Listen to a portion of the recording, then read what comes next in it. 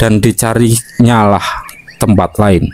Di dalam kelompok inilah perempuan telah mulai menjadi makhluk yang ditaklukkan. Pembagian pekerjaan adalah sebabnya ketaklukan itu.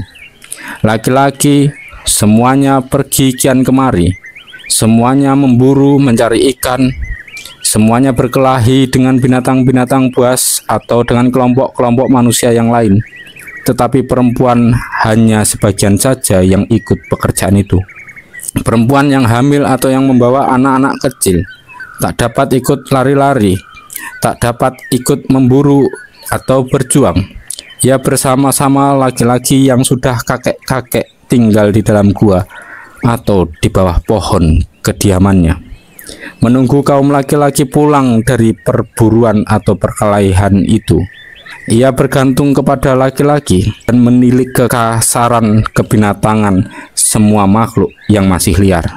Maka niscaya nasib perempuan di waktu itu pada umumnya sangat tersia-sia. Ia diperintah saja oleh laki-laki itu, diperkudakan, disuruh mencari daun-daun dan akar-akaran, disuruh memelihara api siang dan malam, dibebani dengan segala pekerjaan yang tidak termasuk perburuan dan pencarian ikan.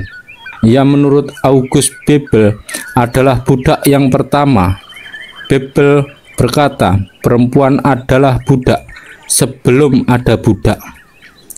Ia adalah bernasib sama dengan anjing betina yang kalau jantan tak senang terus digigit dan dihantam saja, atau ditinggalkan oleh anjing jantan itu mentah-mentahan.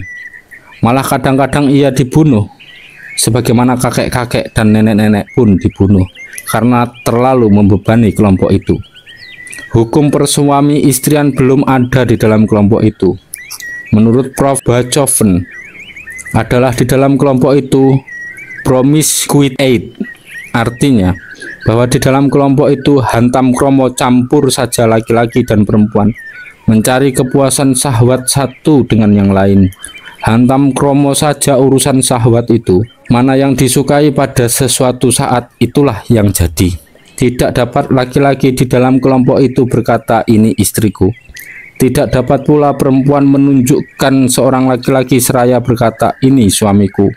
Begitulah pendapat Bachofen. Tetapi ada aliran lain pula mengkoreksi teori Bachofen ini. Misalnya Eisler yang berkata bahwa benar belum ada pernikahan di dalam kelompok itu, tetapi pun tidak ada itu promiskuitet yang hantam-hantaman kromo sama sekali. Menurut Eisler, di dalam kelompok tidak ada anarki seksual yang absolut. Laki-laki selalu berkawin buat sementara dengan perempuan yang ia senangi. Di dalam kelompok itu bukan promiskuitet yang orang lihat, begitulah kata Eisler, tapi pasang-pasangan yang sementara, Tikselig paring, atau di dalam bahasa Jerman ini nanti kalau sudah bosan dilepaskan lagi atau ditiadakan lagi buat menjadi lagi pasangan-pasangan baru dengan laki-laki lain atau perempuan-perempuan lain. Sudahkah Tuhan pernah perhatikan pasangan-pasangan sementara di kalangan anjing? Anjing jantan selalu berganti istri dan anjing betina pun selalu berganti suami.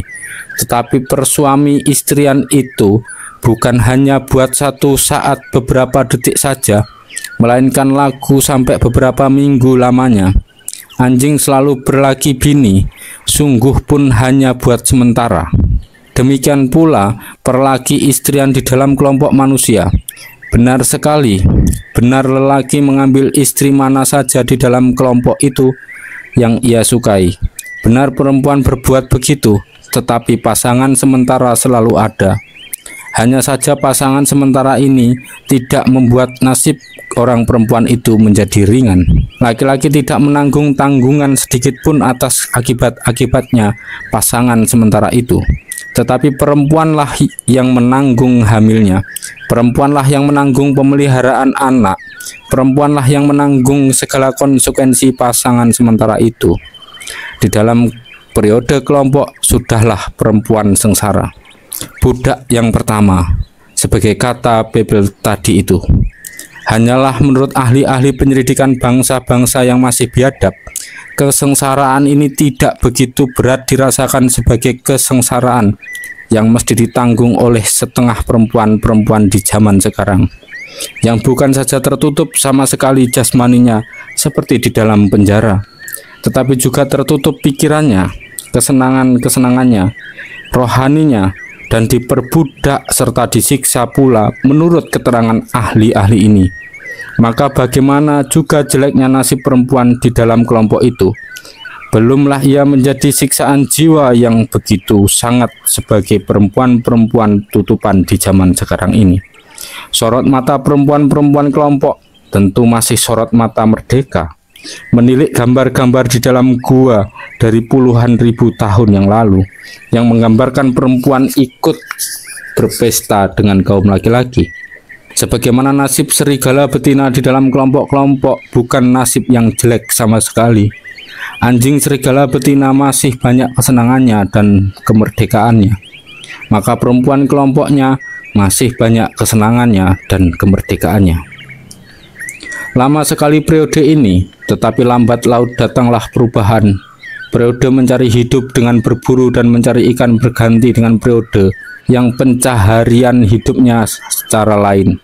Banyak ahli mengatakan bahwa periode perburuan dan pencaharian ikan itu diikuti oleh periode menternakkan binatang, periode penggembalaan.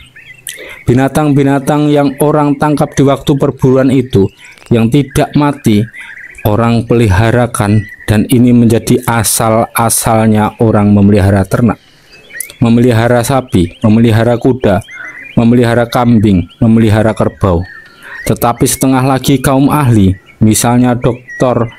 Fleury dari University College of Wales, mengatakan bahwa periode perburuan dan pencaharian ikan itu bukan diikuti oleh periode peternakan, melainkan oleh periode menanam tumbuh-tumbuhan, yakni periode pertanian.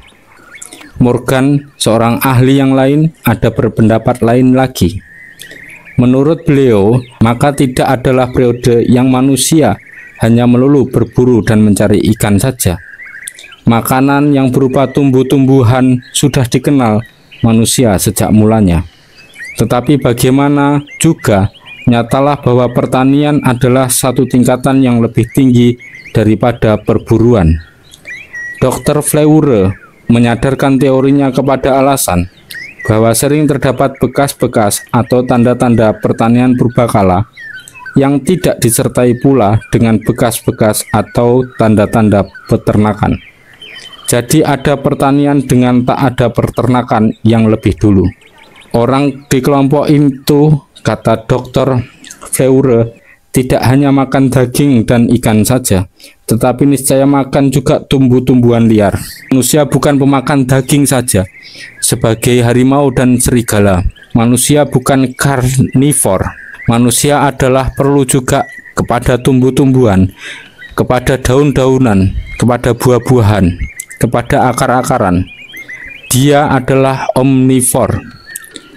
Maka oleh karena manusia omnivor, maka orang-orang perempuan di kelompok itu, kalau kaum laki-laki berburu, mencari tumbuh-tumbuhan, dan lambat laun terbuka ingatannya akan menanam benih-benih tumbuhan-tumbuhan itu, maka dia, perempuan, adalah berjasa besar kepada kemanusiaan sebagai makhluk yang pertama-tama mendapatkan ilmu bercocok tanam yang sampai sekarang menjadi tiang penghidupan manusia di muka bumi.